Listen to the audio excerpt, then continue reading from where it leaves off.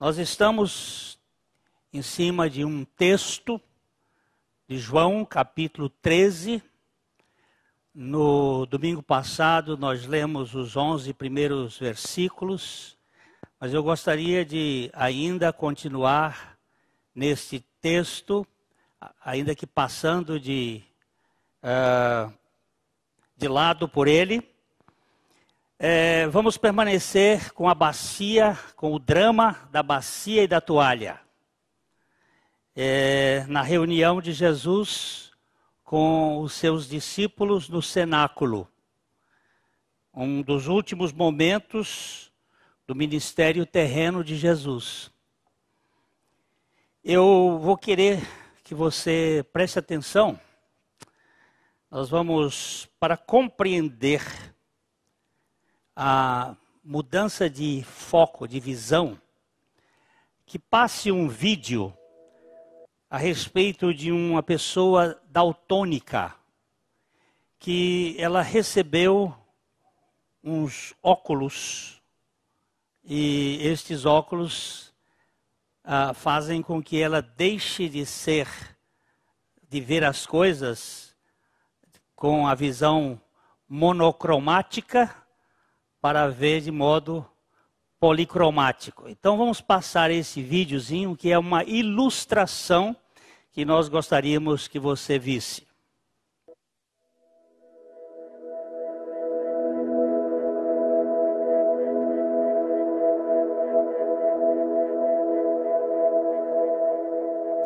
Happy birthday, dear Daddy.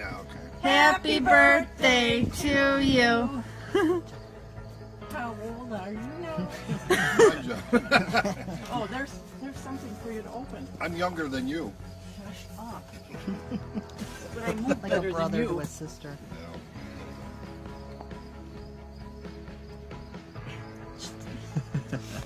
You open it.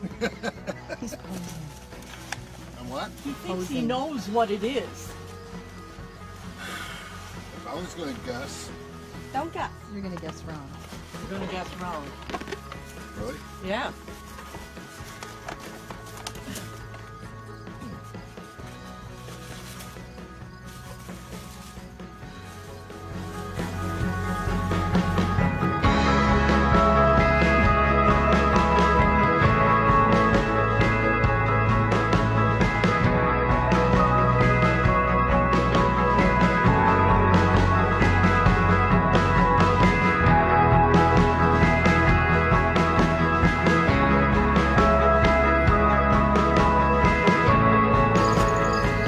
Happy birthday, baby, from all of us. Happy birthday. What is this? Put them on. Come on. Put 'em on. The sunglasses.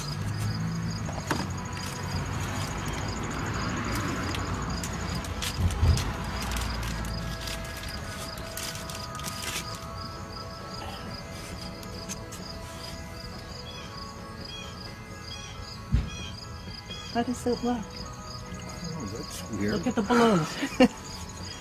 Can you see with our eyes now, baby? What colors you see? Those? You see colors now? Oh, the trees are pink.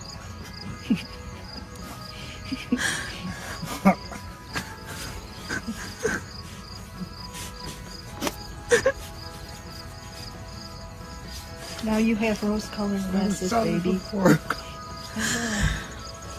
Now you see with our eyes. Do you like the balloons?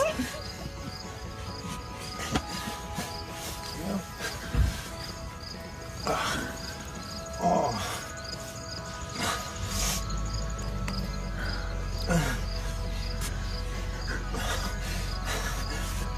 Turn around. What about the flowers on the house?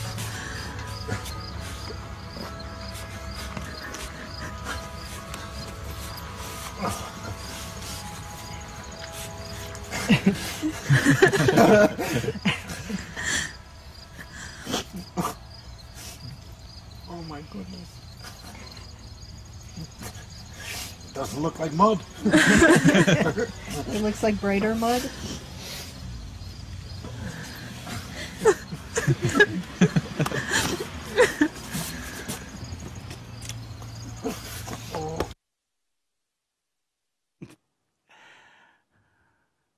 Impressionante. O meu amigo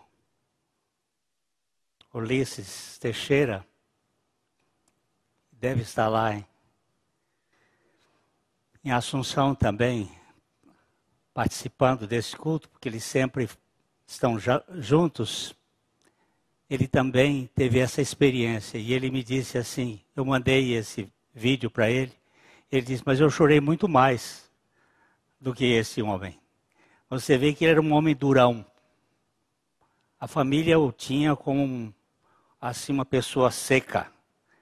Mas ele, quando vê aqueles óculos que foram inventados por acidente, e ele tira os óculos e põe os óculos assim vendo, porque ele via o mundo de uma maneira muito monocromática, com uma cor só.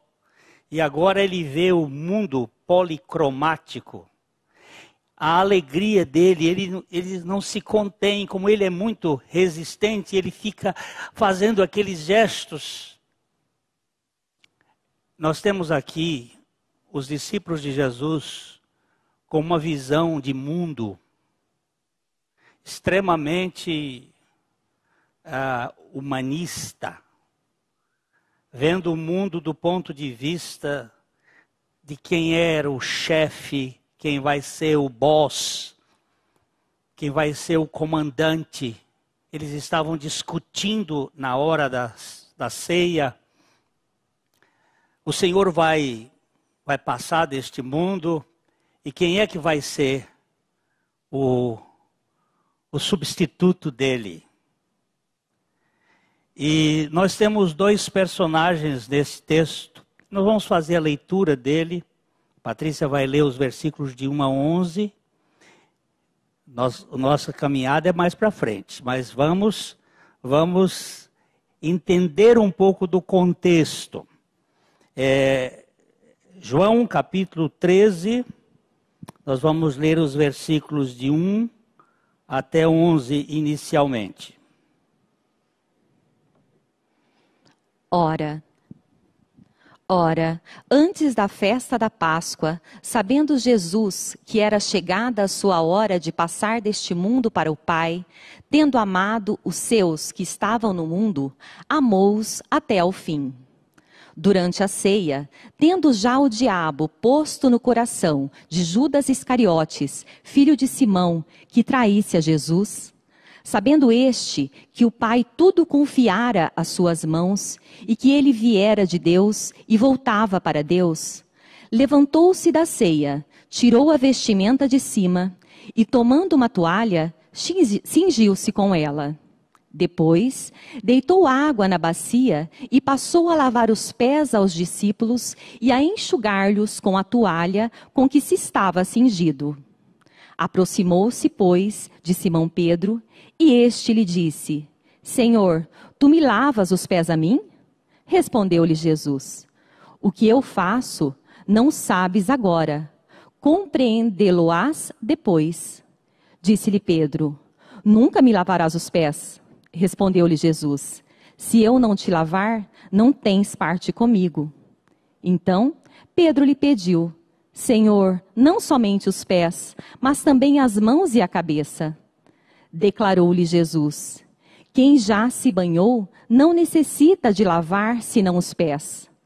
Quanto ao mais, está todo limpo. Ora, vós estáis limpos, mas não todos, pois ele sabia quem era o traidor. Foi por isso que disse, nem todos estáis limpos. Querido Pai, dá-nos os óculos do Teu Espírito Santo, para que nós vejamos como Tu queres que nós vejamos. Que saiamos da nossa visão restrita deste mundo para vermos na dimensão do Teu reino.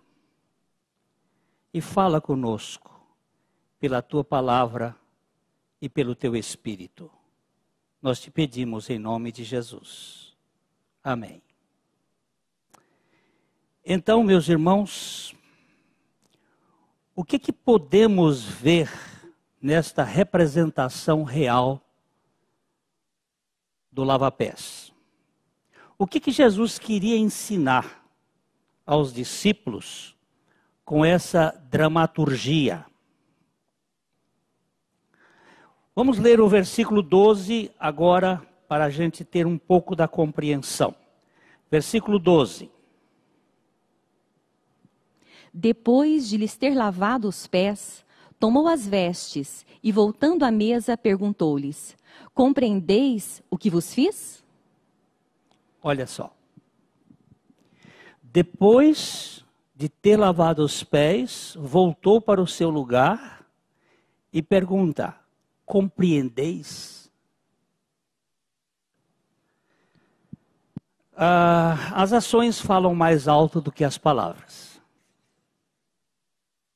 Essa expressão às vezes não é verdadeira, mas aqui ela é absolutamente verdadeira. Algumas vezes não precisa de palavras. Aliás, São Francisco de Assis, ele dizia: pregue o evangelho. Se possível, use palavras. A vivência, a realidade. É verdade que em sua última noite com os discípulos, pouco antes da sua crucificação, quando ele queria ensinar-lhes muitas coisas, Jesus começa o ensino sem palavras. Porque as palavras a gente esquece. Mas o exemplo, ele fica marcante. Primeiro ele foi e lavou os pés dos discípulos. Em segundo lugar, mais na frente, ele dá o pão a Judas.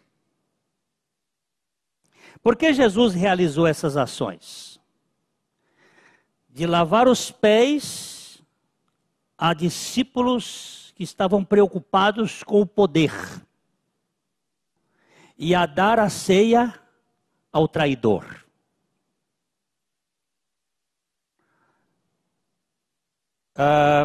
Por que Jesus fez isto? Nós já vimos que, em outra vez aqui, que os discípulos, eles estavam com medo. Medo dos líderes judeus. Medo de ficar sem Jesus. E como é que eles iriam viver? E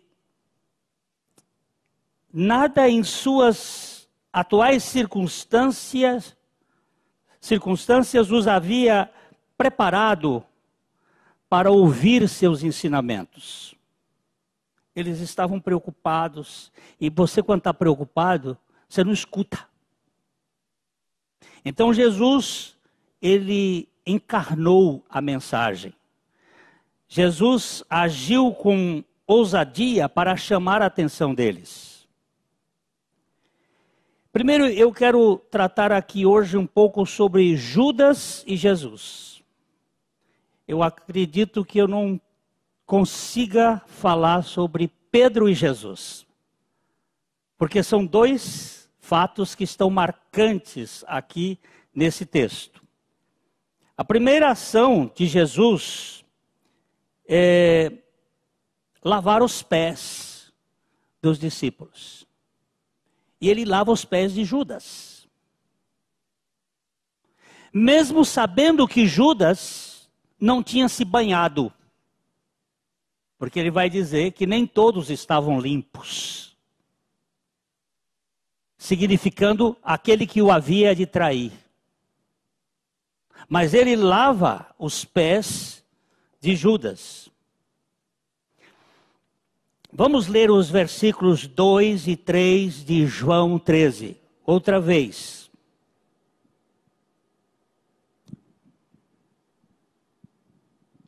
Durante a ceia, tendo já o diabo posto no coração de Judas Iscariotes, filho de Simão, que traísse a Jesus, sabendo este que o Pai tudo confiara às suas mãos e que ele viera de Deus e voltava para Deus. Você prestou atenção aqui? Conforme João conta a história, ele chama a nossa atenção, em primeiro lugar, para o contraste entre Judas, que era movido por Satanás, e Jesus, que era movido exclusivamente pelo amor, por seu conhecimento de Deus e sua relação única com o Pai. Um é movido pelo diabo e o outro é movido pelo amor do Pai, pelo conhecimento do Pai. Ao lermos os versículos, parando aqui, dificilmente podemos deixar de perceber que João deseja contrastar a ação de Jesus, que se entregou pelos seus discípulos, com a ação de Judas, que está preocupado em levar vantagem. Porque Judas acabou traindo Jesus por 30 moedas de prata. Em Jesus existe fidelidade até o fim. Em Judas existe trama e traição. Os filhos de Deus amam. Os filhos do diabo traem. Isso é simples assim. Não adianta querer bordar e fazer florzinha, porque é assim mesmo.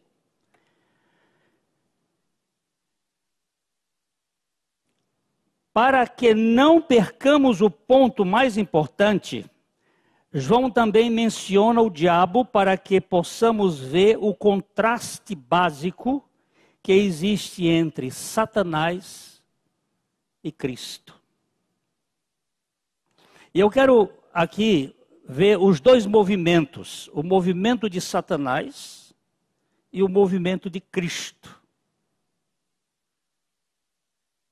Judas era um filho da perdição. Era um filho do maligno que estava no meio dos discípulos.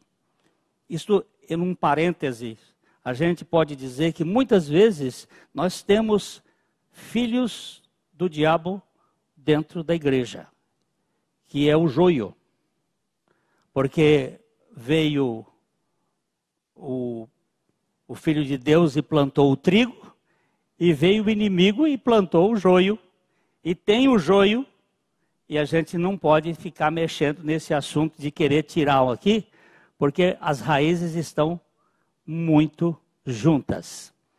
Mas eu queria que vocês percebessem em Isaías, profeta Isaías, no capítulo 14, os versículos de 12 a 14, nós temos aqui o movimento ascendente do inimigo. Vamos olhar, Isaías 14, de 12 a 14. Como caíste do céu, ó estrela da manhã, filho da alva, como foste lançado por terra, tu que debilitavas as nações. Tu dizias no teu coração, eu subirei ao céu, acima das estrelas de Deus, exaltarei o meu trono, e no monte da congregação me assentarei, nas extremidades do norte. Subirei acima das mais altas nuvens, e serei semelhante ao Altíssimo. O texto começa dizendo, no versículo 12, como caíste do céu, ó estrela da manhã, filha da alva. Como foste lançado por terra, tu que debilitavas as nações. Por quê? Porque tu dizias no teu coração, eu subirei aos céus. Preste atenção, todo movimento ascendente constrói religião.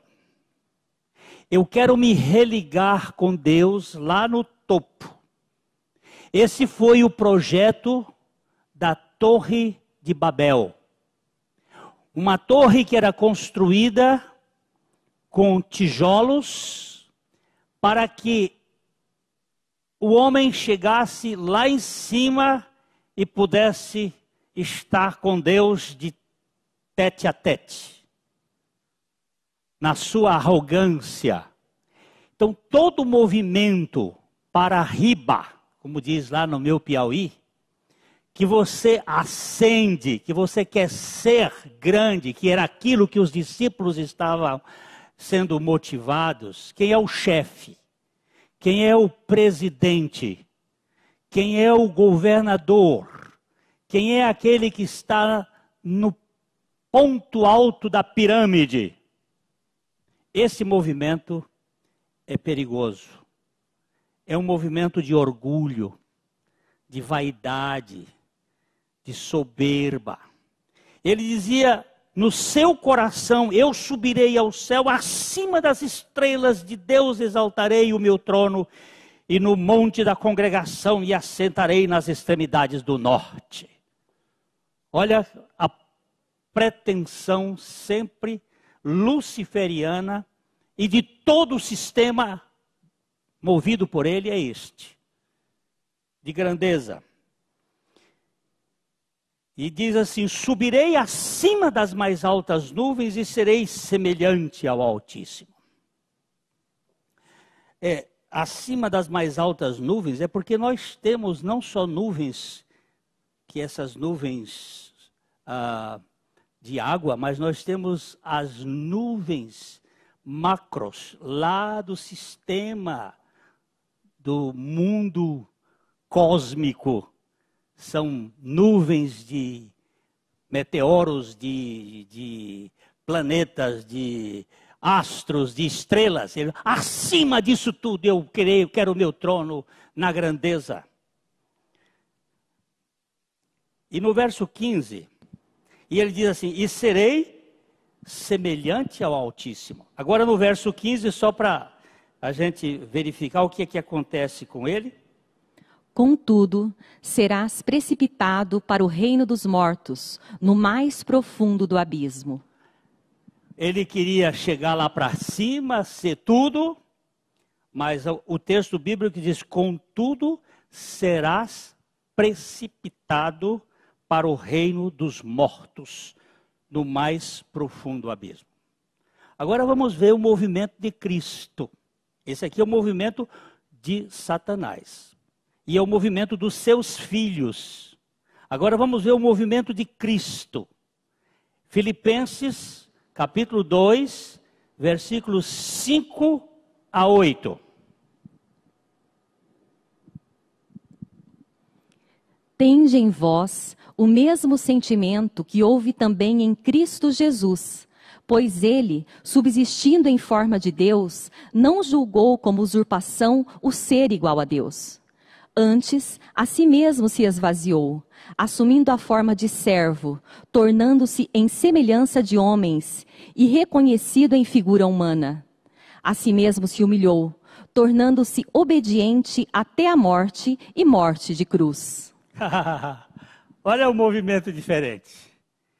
E ele diz uma coisa muito interessante aqui. Tende, ele está escrevendo aos crentes de Filipos. Em Filipos estava tendo uma briguinha entre duas irmãs, Evódia e Síntique, que aparece lá no capítulo 4. E parece que isso aqui é o pano de fundo para desmontar essas disputas, essas desavenças, essa coisa de querer uma ser mais distinta do que a outra, que existe dentro da natureza humana caída. Ele disse: tende em vós o mesmo despreendimento que houve em Cristo Jesus.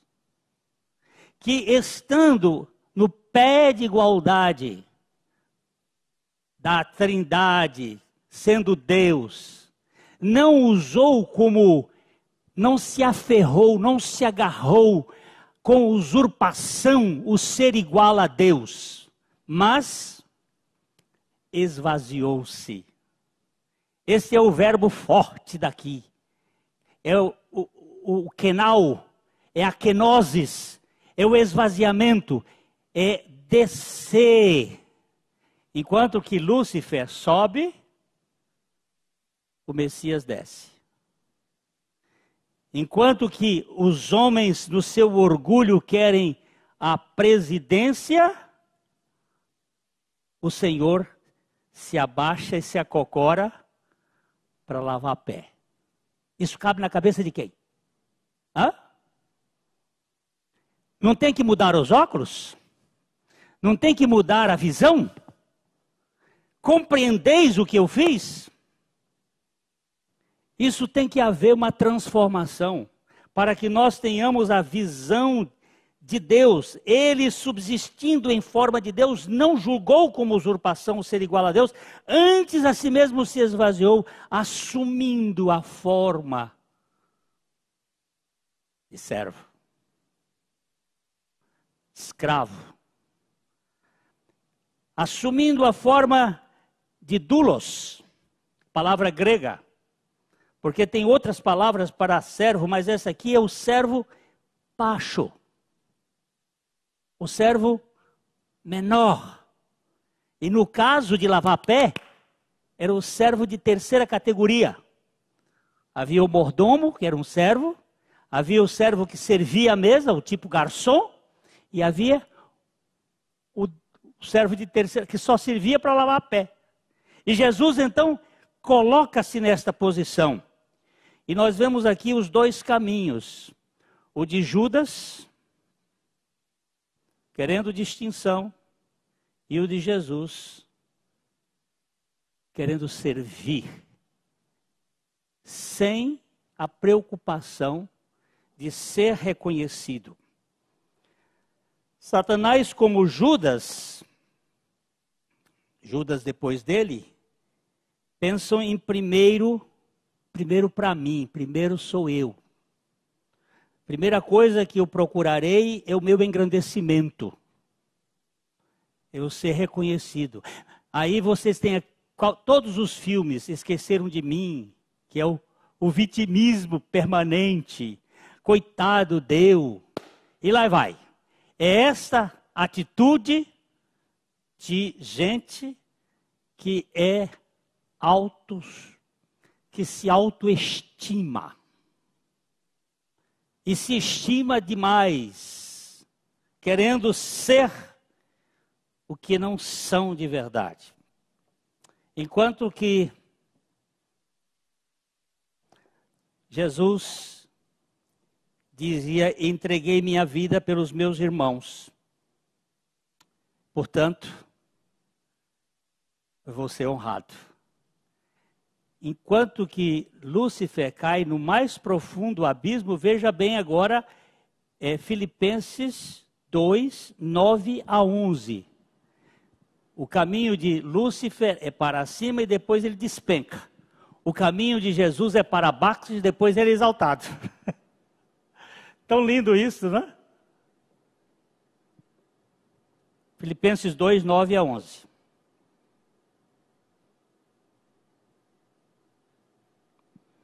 Pelo que também Deus o exaltou sobremaneira, e lhe deu o nome que está acima de todo nome, para que ao nome de Jesus se dobre todo o joelho, nos céus, na terra e debaixo da terra, e toda língua confesse que Jesus Cristo é Senhor, para a glória de Deus Pai.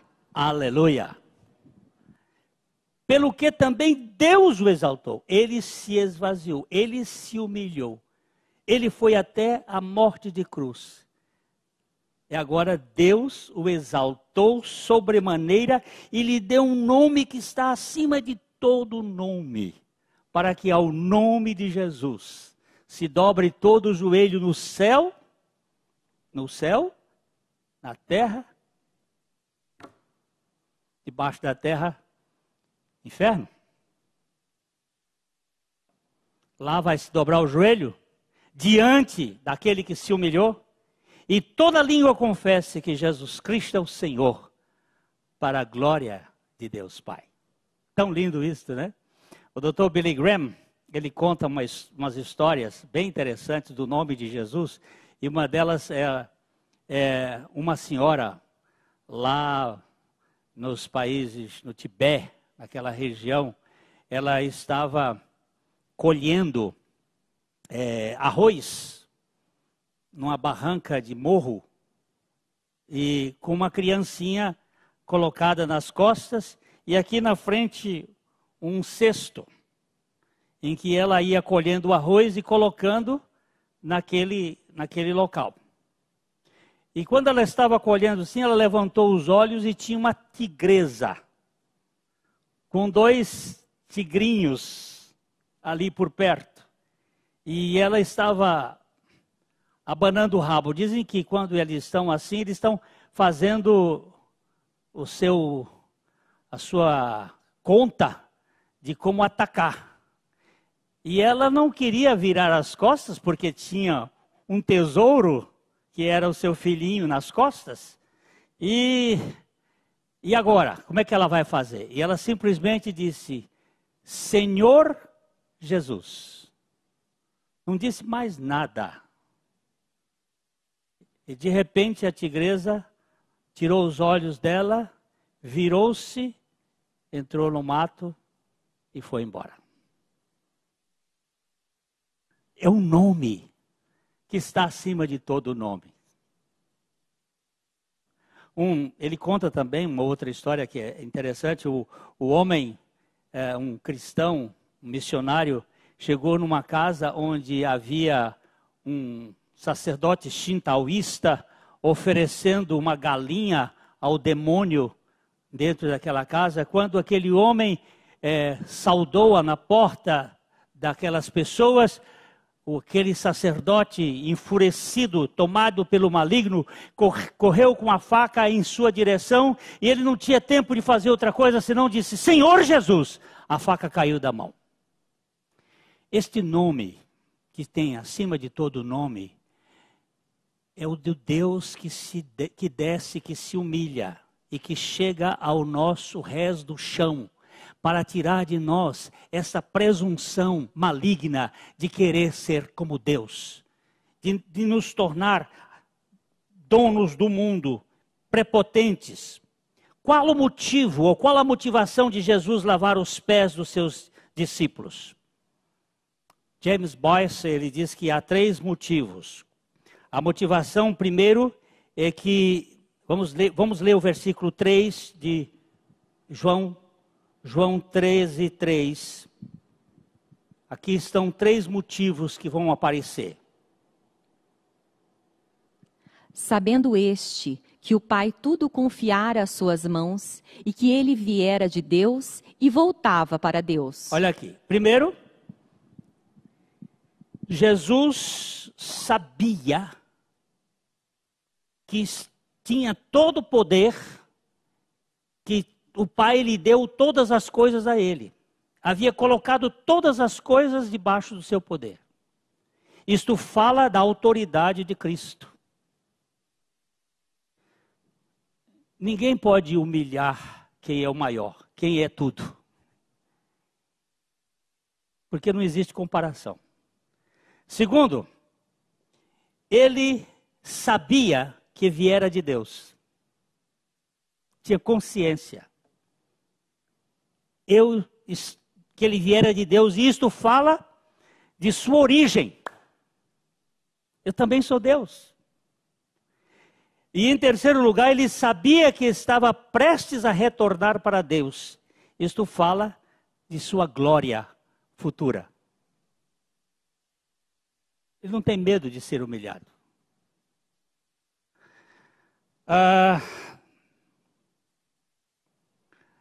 O entendimento do drama da redenção, nós precisamos ver o que significa essa parábola. Vamos ver o versículo 12 outra vez. João 13:12.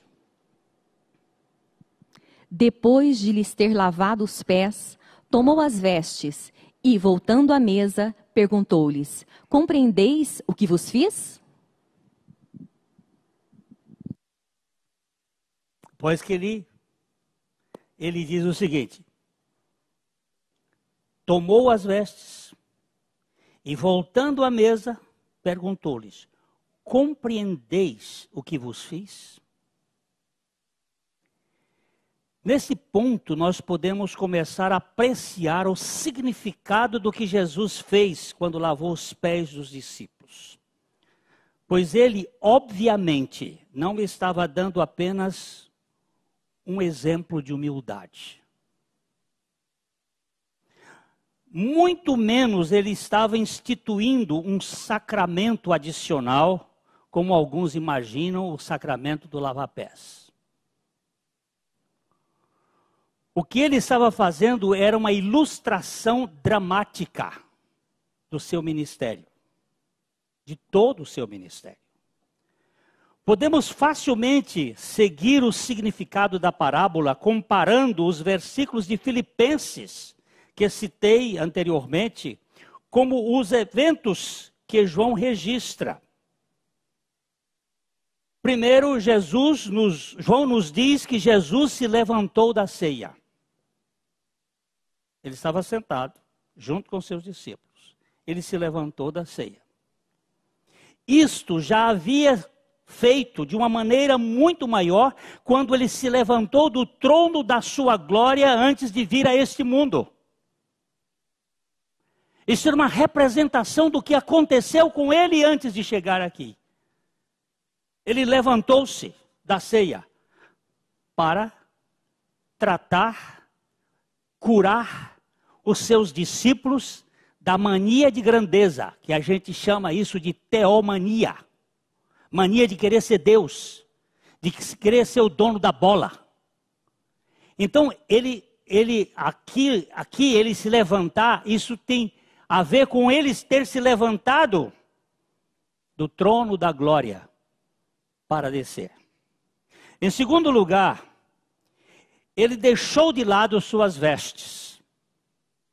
Ele retirou o seu manto, a sua túnica, tirou o seu talite, a sua roupa de mestre, e cingiu-se com uma toalha.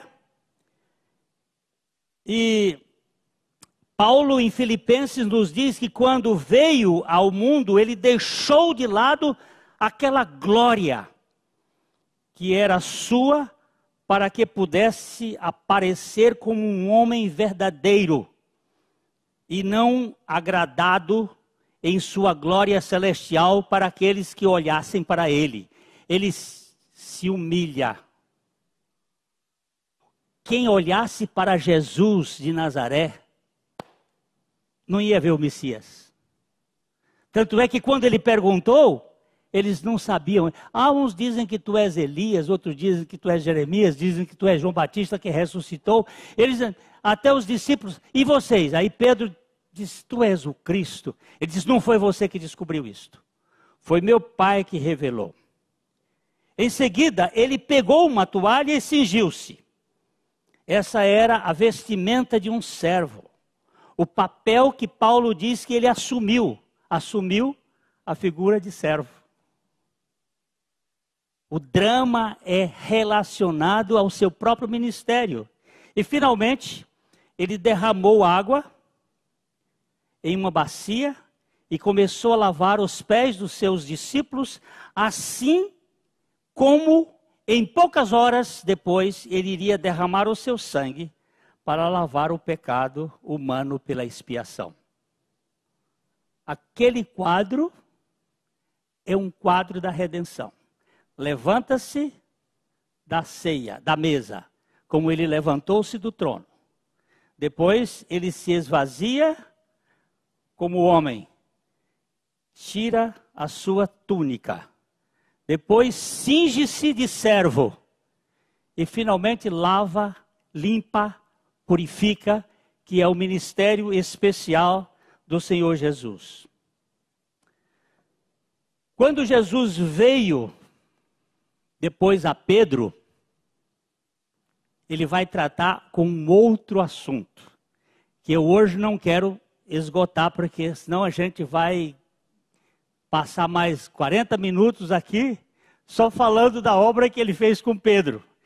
Ele faz com Judas, ele depois dá o pão a Judas, mas ele vai também tratar com os discípulos. Ele mostra que ele é o Senhor do universo, é o Senhor do mundo e é o Salvador do seu povo. Jesus havia posto de lado suas roupas e começado a andar ao redor da mesa para tratar com seus discípulos. E esse assunto é um assunto muito importante para nós, porque nós também temos a soberba, como Pedro tinha, de não querer que Jesus lavasse os seus pés. Pode deixar comigo. Isso eu cuido. Mas ele é o que não somente nos purifica, mas também como nos limpa na nossa sujeira através da nossa caminhada. Meus queridos irmãos, o Evangelho de Jesus Cristo não é a religião que os homens constroem, que nós construímos. Não é. Enquanto a religião procura fazer com que os homens se tornem importantes e até decretem, eu ordeno. Tem uma turma aí que é até interessante quando eles estão orando, que eles dão decreto para Deus, ordeno, manda. É um negócio assim de uma soberba, de uma petulância que é assustador. Quando você vê o seu Senhor curvado, lavando os pés. Isto é uma mudança de foco total. Agora voltamos para o nosso daltônico. Ele puxava os óculos, ele olhava e olhava. Olhava. A visão que ele tinha com os óculos era totalmente diferente da visão sem os óculos. Por isso que Jesus perguntou: compreendeis o que eu vos fiz? Eu vou só terminar hoje lendo um pouquinho mais os versículos. Vamos ler um pouquinho mais os versículos 13 ao 12, de 12 a 15, por favor. João 13, de 12 a 15. Depois de lhes ter lavado os pés, tomou as vestes e, voltando à mesa, perguntou-lhes: compreendeis o que vos fiz? Vós me chamais o Mestre e o Senhor, e dizeis bem, porque eu o sou. Ora, se eu, sendo o Senhor e o Mestre, vos lavei os pés, também vós deveis lavar os pés uns dos outros. Porque eu vos dei o exemplo, para que, como eu vos fiz, façais vós também. Opa! Vocês compreenderam como é que fica na minha casa? Lá na minha casa não vai ter papa. Lá na minha casa não vai ter bispo.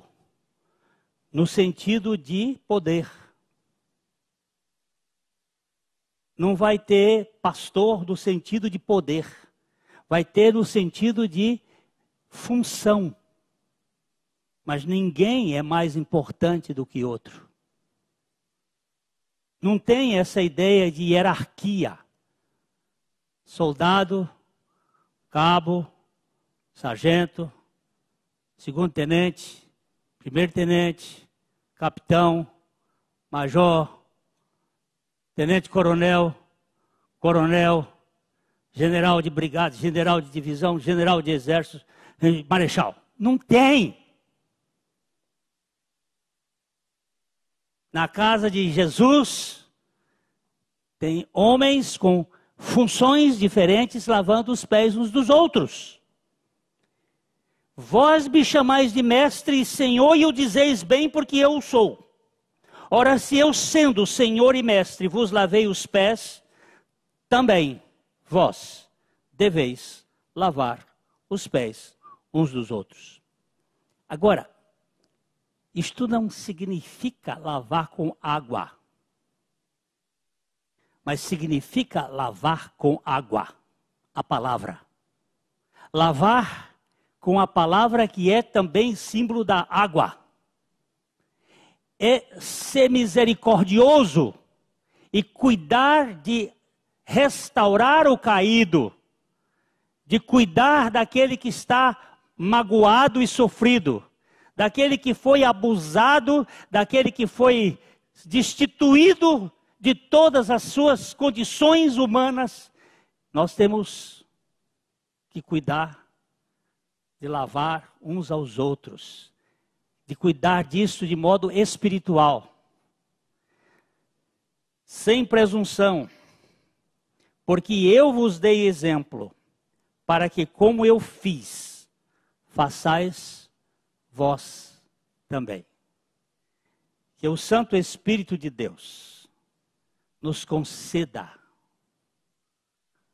a visão dos óculos do Espírito Santo, para parar de ver o mundo na perspectiva puramente egoísta, minha perspectiva, e vermos na policromia do reino de Deus. Isso é maravilhoso demais. Eu louvo ao Senhor Jesus por nos salvar totalmente do nosso ensimesmamento. Essa palavra é muito interessante. Ensimesmado é aquele que está cheio de si mesmo, que está cheio de suas prerrogativas e presunções de que ele pode fazer as coisas como ele quer. Que o Senhor faça isto em você, Paulo, em você, Francis, em você, Patrícia.